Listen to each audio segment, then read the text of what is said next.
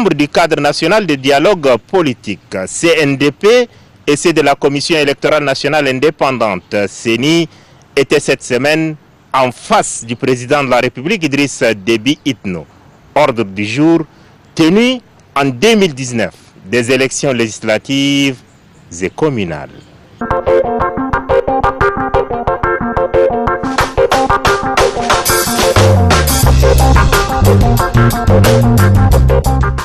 Ils sont 30 membres du cadre national du dialogue politique et 31 de la Commission électorale nationale indépendante, conduits par leurs présidents respectifs, à venir à la rencontre du président de la République Idriss Déby Itno ce 28 mai au palais présidentiel. Ordre du jour tenu en 2019 des élections législatives et communales. En sa qualité de garant de la stabilité politique et sociale, le président de la République Idriss Déby Itno plante le décor de sa communication. Cette rencontre procède également du souci permanent du dialogue avec la classe politique qui m'anime pour affirmer davantage le dialogue républicain. Le chef de l'État, Idriss Déby Itno, tient ensuite un langage de vérité à ceux qui sont chargés de piloter les futures échéances électorales. Je voudrais vous révéler mon ferme engagement, ma totale disponibilité à œuvrer avec détermination et conviction en matière des élections législatives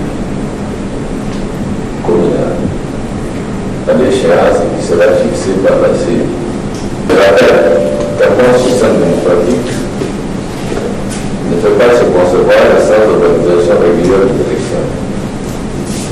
Même si certaines contraintes évidentes nous ont conduit à proroger le mandat des députés et des conseillers municipaux.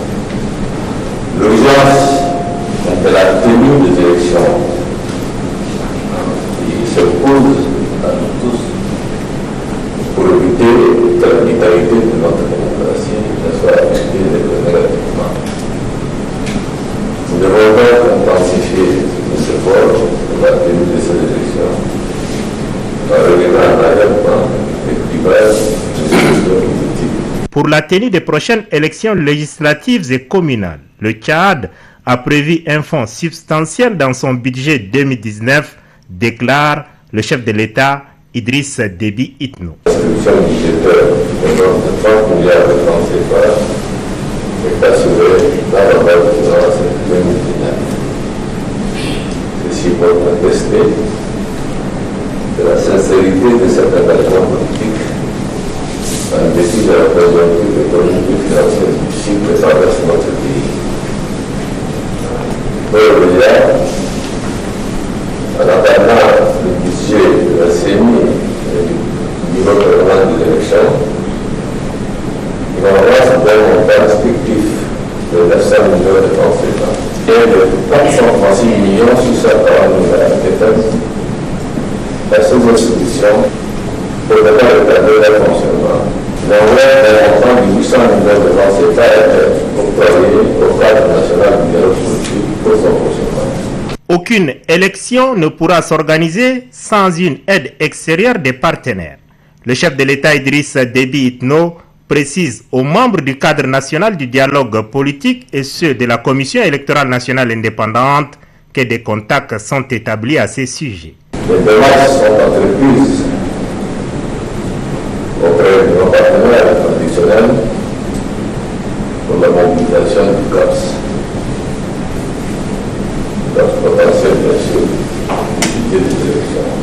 Mais ce qui conduit jusqu'au jour d'aujourd'hui, nous n'en savons pas encore davantage quel est le montant exact de l'organisation des législatives et communales. Ceci devrait être fait par la CENI. Le gouvernement ne sait pas de voir les dates complètes à noter les projets accompagnés. Créer dans notre pays des conditions qui s'accordent avec le principe universel de l'organisation du citoyen universel selon l'ère démocratique. C'est au nom de la démocratie tchadienne et pour la démocratie tchadienne que la CENI est mise en place. Le chef de l'État les invite au travail et surtout au travail bien fait. La responsabilité, la sachine, ça ne se partage pas. Il invite donc la CENI à faire d'efforts, se montrer digne de la confiance qui lui est accordée. L'organisation dans le meilleur délai des élections annoncées, ne doit pas dépasser 2019. La communication du président de la République, Idriss Déby Itno, aux membres du cadre national du dialogue politique, CNDP, et ceux de la Commission électorale nationale indépendante, CENI, a duré 17 minutes chrono. Il appartient désormais aux deux entités indépendantes et paritaires d'œuvrer main dans la main pour la tenue des élections en 2019. Suivez à présent un gros plan consacré à la rencontre entre le président de la République Idriss Déby Itno, les membres du cadre national du dialogue politique et ceux de la Commission électorale nationale indépendante, CENI. Ça y est, c'est officiel. Le doute est dissipé. Les élections législatives et communales ont lieu au Tchad en 2019. Je voudrais vous réitérer mon engagement ferme et ma totale disponibilité à œuvrer avec détermination et conviction pour la tenue des élections législatives à l'échéance qui sera fixée par la CENI, déclaration du chef de l'État Idriss Déby Itno aux membres du cadre national de dialogue politique CNDP et ceux de la Commission électorale nationale indépendante CENI réunis ce 28 mai au palais présidentiel. C'est dire que les candidats de tous bords politiques qui désirent siéger au palais de la démocratie à Gassi et dans les différentes communes du Tchad doivent se préparer en conséquence. Le président de la République tranche en ces termes, je cite, « Même si certaines contraintes évidentes nous ont conduit à proroger le mandat des députés et conseillers communaux, l'urgence de la tenue des élections s'impose à nous tous pour éviter que la vitalité de notre démocratie ne soit affectée négativement. Nous devons donc intensifier les efforts pour la tenue de ces élections en reléguant en arrière-plan les clivages et divisions inutiles. » Fin de citation. En attendant que les partenaires traditionnels du Tchad ne puissent se manifester pour accompagner ces prochaines élections législatives et communales, le Trésor public débroussera la bagatelle de 30 milliards de francs CFA en dépit de la conjoncture économique et financière difficile que traverse notre pays. Selon le chef de l'État, une avance d'un montant respectif de 900 millions et 436 640 000 francs CFA a été déjà versée à la Commission électorale nationale indépendante et au Bureau permanent des élections. Une autre enveloppe de 800 millions est accordée au cadre national de dialogue politique CNDP pour son fonctionnement. Le gouvernement, sous la fêlure du président de la République, laisse ainsi entrevoir sa ferme volonté de tenir ses engagements au cours de l'année 2019 en organisant les élections législatives et communales. Des démarches sont entreprises auprès des partenaires traditionnels pour la mobilisation du GAP. Même si pour l'instant, nous ne sommes qu'au stade des annonces d'intention de contribution, le gouvernement ne désespère pas de voir ces gaps comblés à l'effet de nous accompagner à organiser des élections démocratiques et transparentes que tout le monde appelle de tous ses voeux, précise le chef de l'État. À l'endroit de la classe politique, le président de la République a eu ce mot juste. C'est dans un effort collectif et dans une dynamique inclusive que nous réussirons à tenir le pari d'organiser ces élections dans le calme et la sérénité, a-t-il déclaré. La balle est désormais dans le camp de la Commission électorale nationale indépendante CENI, maître d'œuvre de ces futures consultations électorales. Le président de la République, Idriss Déby Itno, et la première dame, Hinda Déby Itno, sont à la Mecque. En terre sainte, le chef de l'État prend part ce 31 mai 2019 à la 14e conférence de l'Organisation de la coopération islamique OCI, le film de l'arrivée du chef de l'État à Jeddah. 3 ans Après Istanbul en Turquie, les pays membres de l'Organisation de la coopération islamique, OCI, se retrouvent au Royaume d'Arabie Saoudite pour tenir leur 14e sommet. Le président de la République, Idriss Déby Itno, et la première dame, Hinda Déby Itno, ont été accueillis ce jeudi 30 mai à l'aéroport international Roi Abdelaziz de Jeddah par son Altesse Amir Badr Ben Salman, vice-gouverneur de la Mecque et conseiller de Sa Majesté le roi Salman Ben Abdelaziz Al Saoud, qui avait à ses côtés l'ambassadeur extraordinaire et plénipotentiaire du Tchad auprès du Royaume d'Arabie Saoudite, Zakaria Fadoul Kitir Jr. Le chef de l'État passe ensuite la troupe en revue qui lui rendait honneur. Le personnel de l'ambassade et celui du consulat du Tchad à Jeddah a fait également le déplacement de l'aéroport international Roi Abdelaziz pour réserver un accueil chaleureux au chef de l'État. Aussitôt après, le président de la République est conduit par son hôte à une visite d'inspection des missiles et drones tirés et ou envoyés depuis le Yémen par les Houthis pour faire le maximum de victimes et détruire les installations pétrolières en Arabie Saoudite. Ces panoplies d'armes de destruction massive portent la marque de l'Iran, selon les explications fournies sur place par les autorités militaires saoudiennes au président de la République. Fini les usages protocolaires et la visite guidée des armes tirées depuis le Yémen et interceptées au-dessus de l'Arabie Saoudite, le couple présidentiel rallie par voie terrestre la ville sainte de la Mecque, située à environ 80 km, où s'ouvre officiellement ce vendredi 31 mai 2019 le 14e sommet qui coïncide avec le 50e anniversaire de la création de l'Organisation de la coopération islamique, OCI. Selon des sources concordantes, 57 chefs d'État, rois et sultans de la Oumma islamique, dont le président de la République Idriss Déby Itno, prennent part aux assises. Le ministre français des Affaires étrangères, Jean-Yves Le Drian, est reçu à Amdjaras par le président de la République Idriss Déby Itno. Des sujets touchant la coopération bilatérale et des questions sous-régionales ont été abordés au cours des échanges. La mi-tournée africaine entamée la veille a conduit ce mardi le ministre français de l'Europe et des Affaires étrangères à Amdjaras, où s'est posé à la mi-journée le Falcon 7X. Les retrouvailles entre le président de la République Idriss Déby Itno et le chef de la diplomatie française Jean-Yves Le Drian ont été chaleureuses comme à leur habitude, ce qui illustre éloquemment la proximité entre les deux hommes à l'image des excellents rapports qu'entretiennent depuis fort longtemps les deux pays. Tout en soulignant leur volonté de porter les relations bilatérales à leur plus haut niveau, Idriss Déby Itno et Jean-Yves Le Drian se sont donné le temps d'évoquer les dossiers stratégiques. L'un des grands dossiers passés au scanner est l'organisation des élections législatives. Sur ce point, un soutien actif de Paris est nécessaire, précise Jean-Yves Le Drian. La lutte antiterroriste dans le Sahel s'est également invitée au moment où la sous-région est en proie à une recrudescence de la violence.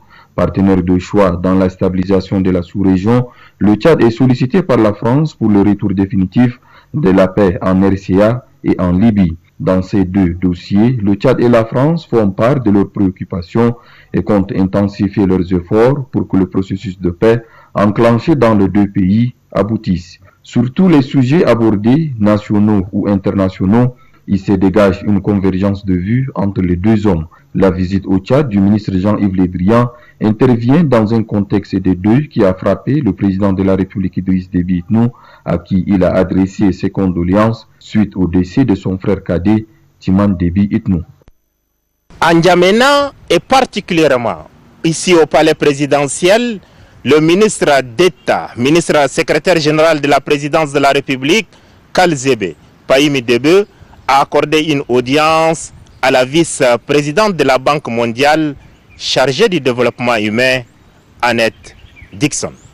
Au terme d'une visite d'évaluation de 48 heures au Tchad, axée sur le projet Autonomisation des femmes et dividendes démographiques au Sahel, financé par la Banque mondiale, la première responsable du projet, en la personne de la vice-présidente de la Banque mondiale chargée du développement humain, Madame Annette Dixon, est venu échanger avec le ministre d'État, ministre secrétaire général de la présidence de la République, Kalzebe Pahimi Debe, sur l'impact du dit projet dans notre pays. Le projet Autonomisation des femmes et dividendes démographiques au Sahel étant transversal, c'est vendredi 24 mai 2019, aux côtés du ministre d'État, ministre secrétaire général de la présidence de la République, l'on note la présence de 8 membres du gouvernement. Une descente sur le terrain, notamment à Mani dans le Hajar Lamis, suivie d'un échange riche et fructueux avec le ministre d'État, ministre secrétaire général de la présidence de la République, Kalzebe Pahimi Debe, ont permis aux deux parties de jauger l'impact positif et la pertinence des différents projets financés par la Banque mondiale au Tchad. Nous avons d'excellentes collaborations avec les ministères et l'ensemble du gouvernement. Et comme avec les autres partenaires extérieurs, notre objectif est donc de fournir un appui financier, mais aussi un appui technique, tout particulièrement pour cette question du capital humain. La Banque mondiale a décidé d'accroître son soutien à l'ensemble de la population pour améliorer leurs conditions de vie, et plus particulièrement pour les enfants.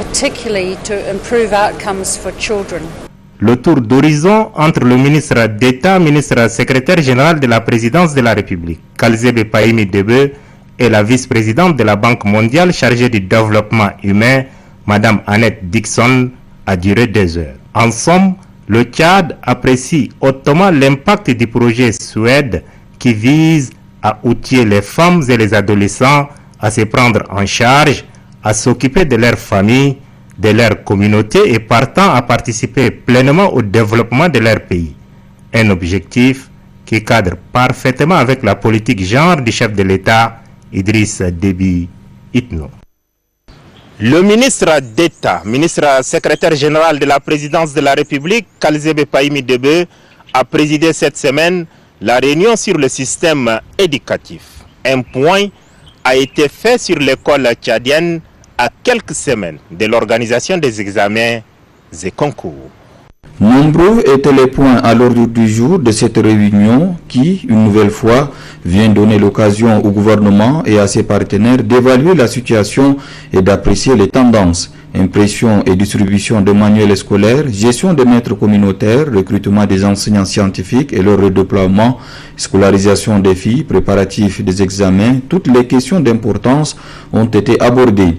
Les tableaux dressés par les ministres ont donné lieu à des échanges sur la pertinence des réponses apportées, les tendances prêtent à l'optimisme, d'après le ministre de l'Éducation nationale et de la promotion civique, Aboubakar Siddiq Choroma. Tous nous avons constaté que l'année académique 2018-2019 se déroule dans le calme. Les choses se déroulent très bien et nous sommes à la phase d'organisation des examens et concours. Les dispositions prises au niveau du ministère de l'Éducation nationale pour l'organisation du BEF et également pour l'organisation du baccalauréat. Donc tout a été expliqué à la réunion. Les ministres ont exprimé les difficultés auxquelles ils font face, notamment les difficultés financières. Et les partenaires sociaux également ont intervenu pour demander à ce que l'État essaye de prendre les dispositions nécessaires pour sauvegarder cet acquis de calme qui prévaut actuellement au niveau de l'éducation nationale et de l'enseignement supérieur. La mise en œuvre de la stratégie intérimaire de l'éducation a également fait l'objet d'échanges. Une nécessité a été signalée pour la compléter afin d'atteindre les résultats escomptés. Sur cette question et bien d'autres, les partenaires techniques, financiers et sociaux ont eu également leur mot à dire. S'appuyant sur les conclusions du rapport d'enquête parlementaire, le chef de file des partenaires en éducation soutient qu'un réel investissement est nécessaire pour améliorer les taux d'accès à l'éducation au Tchad. Il y a beaucoup trop d'enfants tchadiens qui n'ont pas vraiment accès à une éducation de qualité. On estime qu'il y a peut-être seulement 2 sur 10, peut-être même moins d'enfants qui, à la fin du cycle primaire, ont des compétences de base suffisantes en calcul, en lecture et puis en écriture. Donc ça, évidemment, ce n'est pas assez pour faire du Tchad un État compétitif, comme le veut la vision 230. Basé sur ce constat, après, il faut voir les tendances. Et là, nous avons constaté quand même avec satisfaction qu'il y a des améliorations. Il y a une augmentation du budget de l'État pour l'éducation. On a réussi une année relativement calme sur le plan social, donc moins de grèves qui sont très très perturbants pour la vie scolaire. Et on a également eu une augmentation du financement de la communauté internationale pour l'éducation. Et ceci est une reconnaissance de la communauté internationale pour l'énorme besoin qu'il y a pour cette jeunesse qui grandit chaque jour. Supprimer les charges superflues et affecter les ressources pour opérationnaliser les académies, c'est l'une de nombreuses mesures prises séance tenante par le ministre d'État, ministre secrétaire général de la présidence de la République, Kalzebe Pahime Debe. La même célérité est recommandée pour la dotation des universités des systèmes de connexion à Internet. Le préscolaire, longtemps délaissé, sera pris en compte afin qu'il assure sa mission. Toutes les réflexions menées et les décisions prises participent à la volonté du gouvernement et de ses partenaires de relever le niveau de formation des jeunes Tchadiens et de doter le Tchad d'un capital humain compétitif au service de son développement. Une autre réunion sur le système bancaire est également présidée par le ministre d'État, ministre secrétaire général de la présidence de la République, Kalzebe Pahime Debe. Autorité monétaire, l'État est également propriétaire, participant et actionnaire dans plusieurs banques de la place. Une responsabilité qui l'amène à suivre de près la santé financière des banques établies au Tchad. L'analyse menée au cours de la rencontre fait ressortir de façon individuelle des problèmes aussi bien juridiques, financiers, organisationnels et stratégiques de toutes les banques de la place. C'est le cas de la Société Générale qui a le plus concentré les attentions, à en croire le ministre des Finances et du Budget, Alali Mohamed Abakar. C'est connu de l'autorité publique aujourd'hui que la Société Générale se trouve confrontée à un problème d'ordre juridique, à savoir la mise en vente aux enchères d'une partie de son patrimoine immobilier. Et sur cette question, on s'est penché, on a essayé sans que l'État n'interfère dans le déroulement de la justice, de voir un peu dans quelle mesure trouver une solution qui préserve l'essentiel, c'est-à-dire le dépôt des déposants que l'autorité monétaire que nous sommes a l'obligation de préserver. Pour les entités comme la CBT, BICIC, BCC, BAC, BHT, où l'État est soit actionnaire majoritaire, soit propriétaire, c'est toute la stratégie qui est à redéfinir pour redresser la situation. Pour la Banque de l'Habitat, essayer de voir son plan stratégique et pour mieux la recadrer afin de véritablement servir la politique nationale en matière d'habitat. Et il est de même de la Banque agricole qu'il faudra réhabiliter, restaurer, restructurer, penser sa philosophie pour en faire un véritable outil du développement du monde rural. Pour la BCC, voir comment faire pour que cette banque-là retrouve un peu son aplomb et intervienne au niveau économique pour nous aider à trouver la croissance que nous recherchons tant. Au cours de la rencontre, un point a été fait sur les efforts en cours pour régler la dette intérieure et donner un coup de pouce aux banques sectorielles sur qui repose l'avenir du système bancaire. La prospérité économique et financière recherchée par l'État passe également par des mesures fortes. Il en sera question au cours des prochaines réunions auxquelles seront associés les autres acteurs du système bancaire.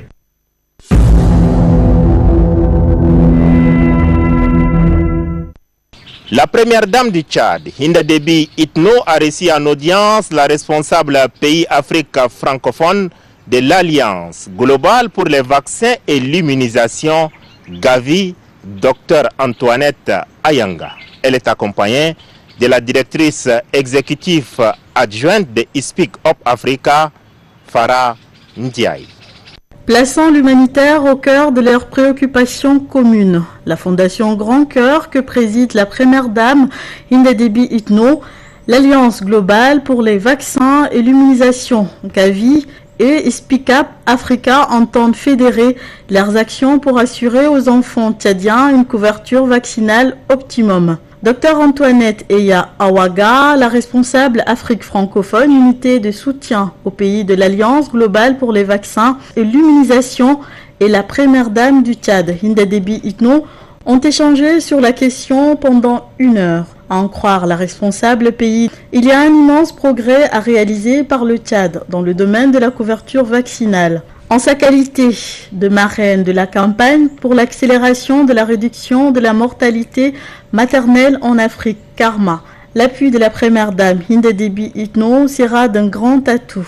De façon très concrète, nous sommes venus voir avec son Excellence quelles sont les actions qu'elle va mener à partir de maintenant jusque dans le temps pour nous permettre vraiment de remonter la couverture vaccinale et que chaque enfant tchadien puisse être vacciné.